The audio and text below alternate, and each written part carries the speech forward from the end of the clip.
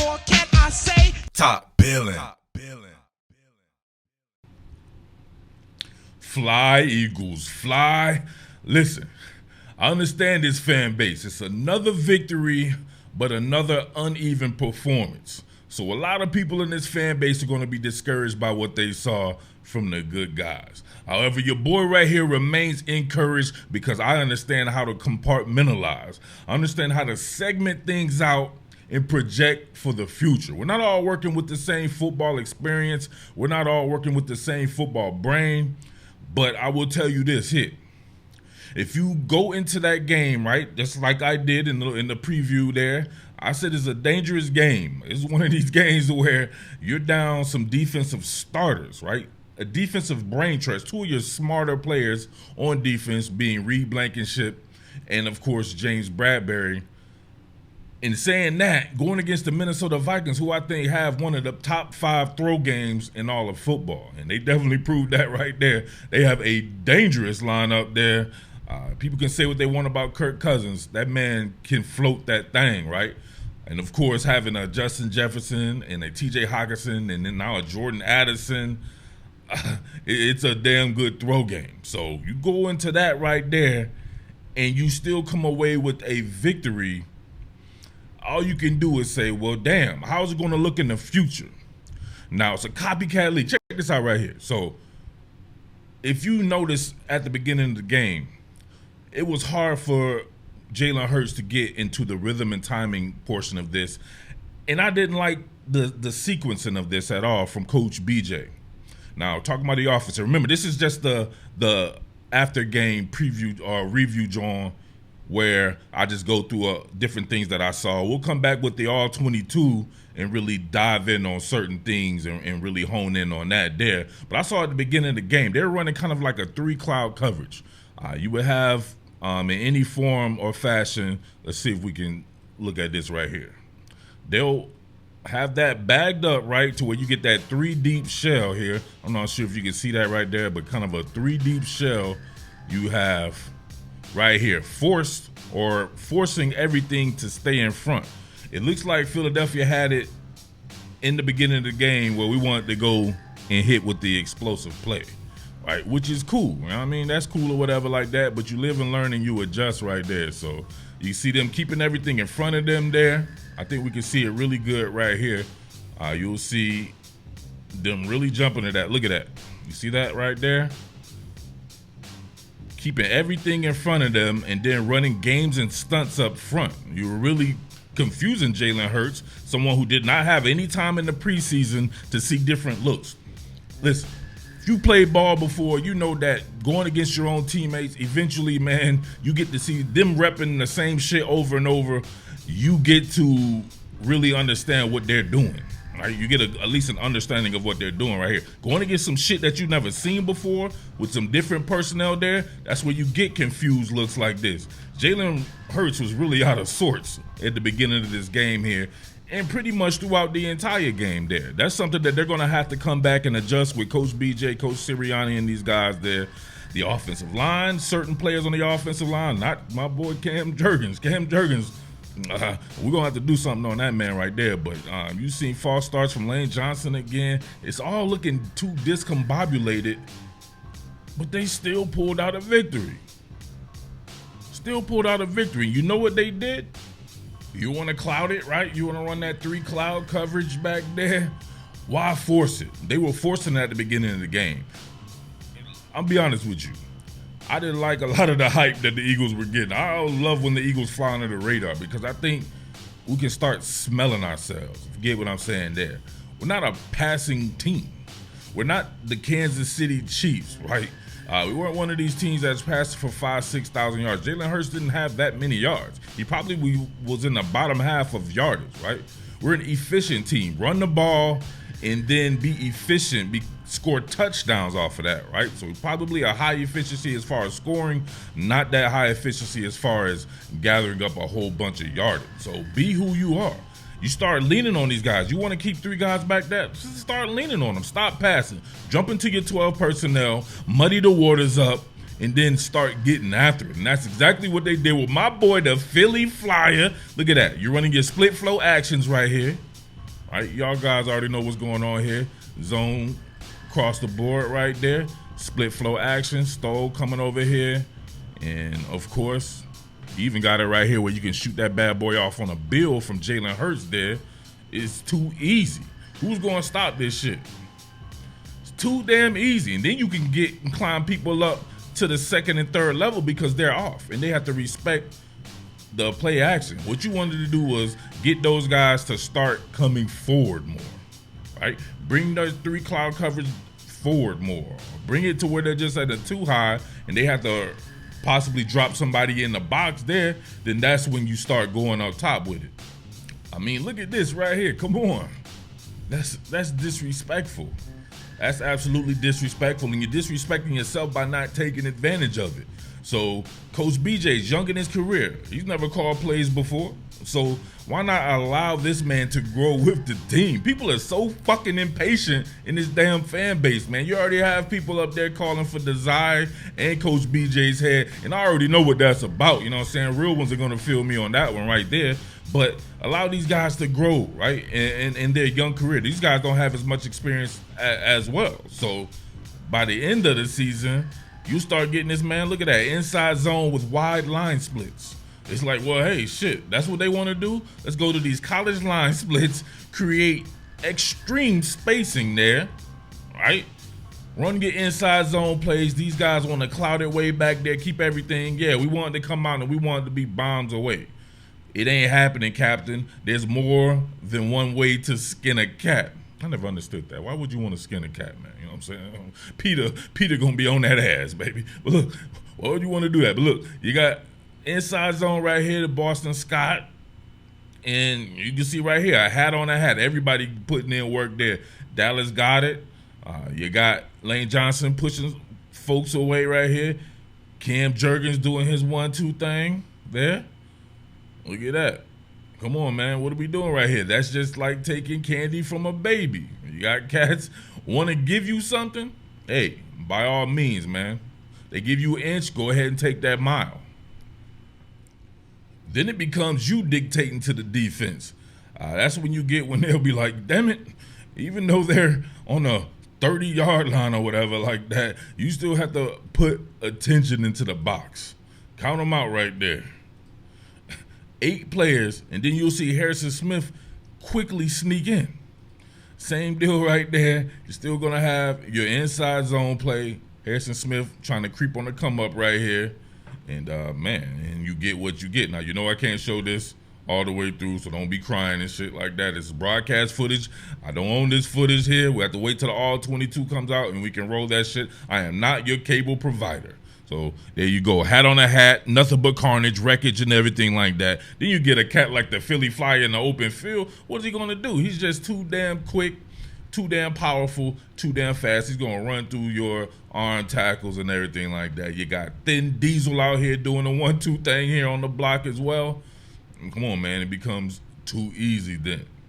What are you doing? You want to force them to play you how you want to be played, right?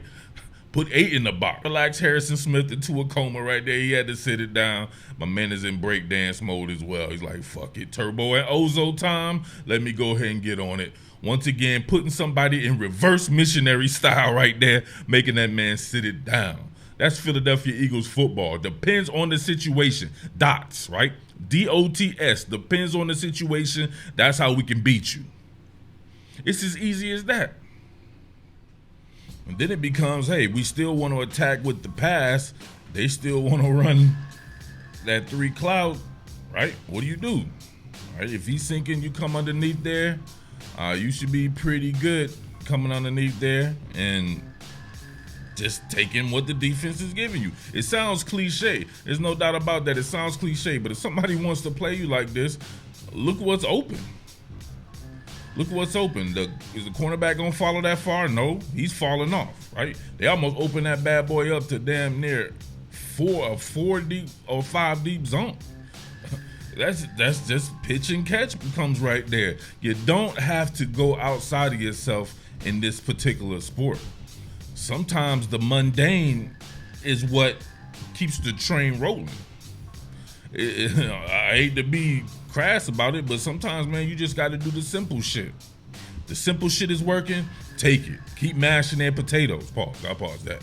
You know what I'm saying? Handing the ball to the freaking Philly Flyer, DeAndre Swift, 28 times, right? That's unheard of. That's not really his game right there, getting the ball that many times. And especially if it's working and they can't stop it, it becomes demoralizing. Like, I'm here to tell you, straight up. And then you can run these similar concepts and see if you can hold these safeties. So you have Harrison Smith here, right? If you run that particular thing right there, you see them, right, sending 5 here. You want to occupy them, almost like the A.J. Brown play with something in front of their eyes there. You can see Harrison Smith definitely paying attention to that, right? He's going to at least, at the very least, stand flat-footed.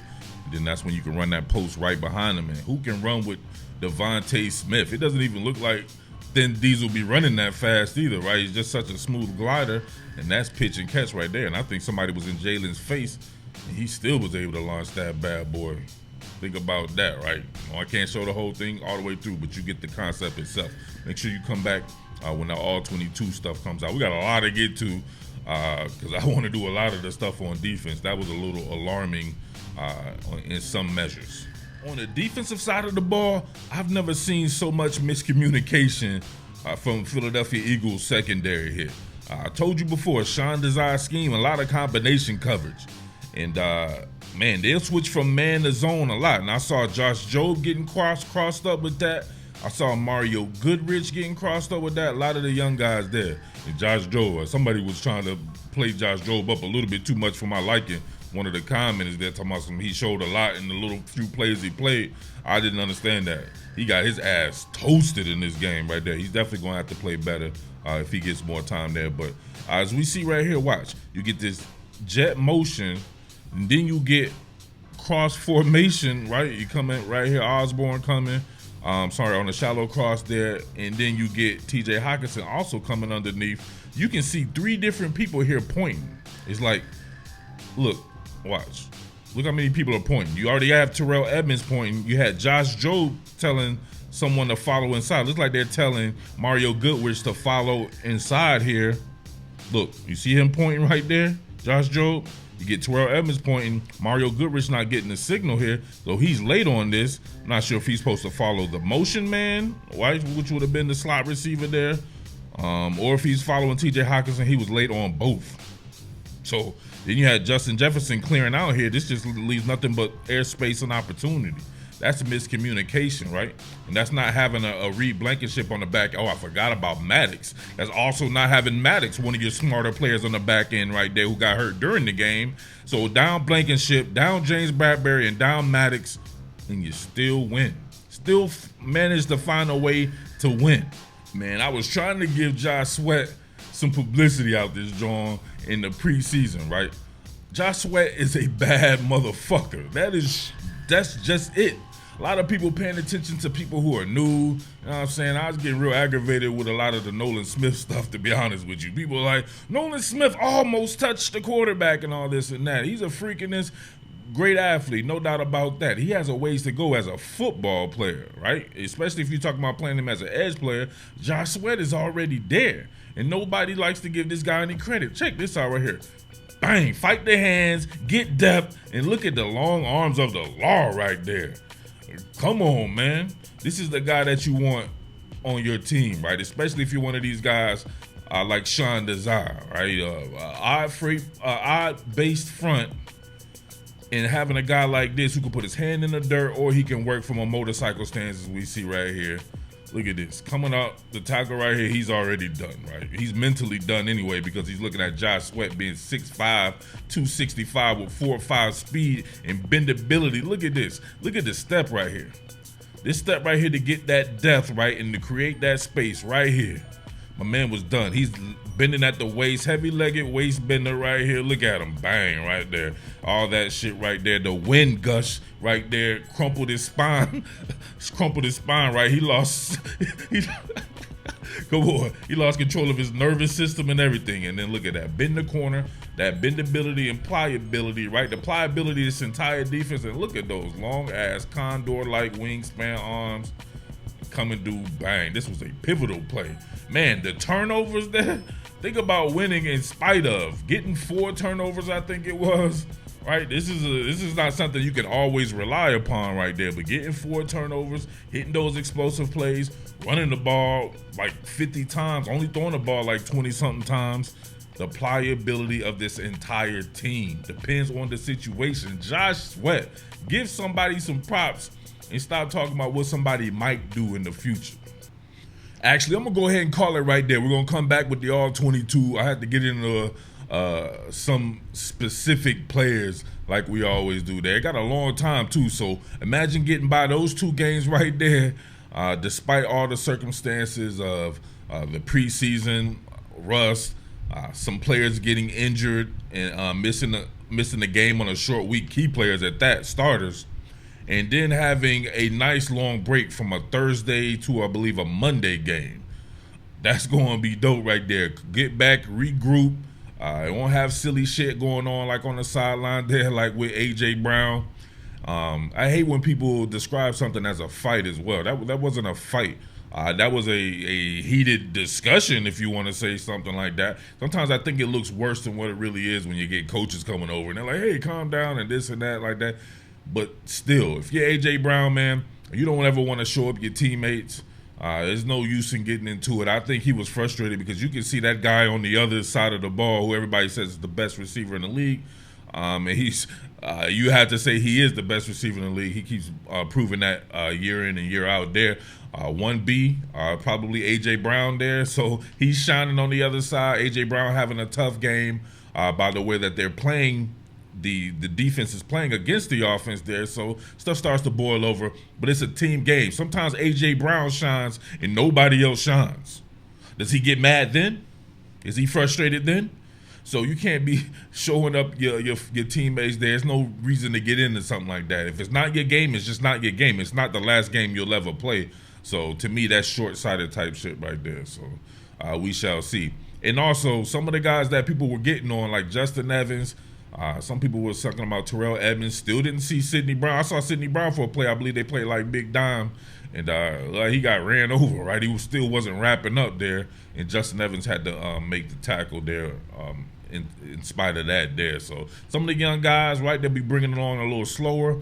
Some of these veteran guys are worth their weight in gold right about now. Justin Evans was forcing turnovers, coming up with turnovers. Terrell Edmonds forcing turnovers. Nicholas Morrow and Zach Cunningham, I thought, had very solid games. That run defense was still making them one-dimensional. So imagine that. Some of the positive things to look forward to right there. They definitely have some things to clean up, but they're winning or they've won.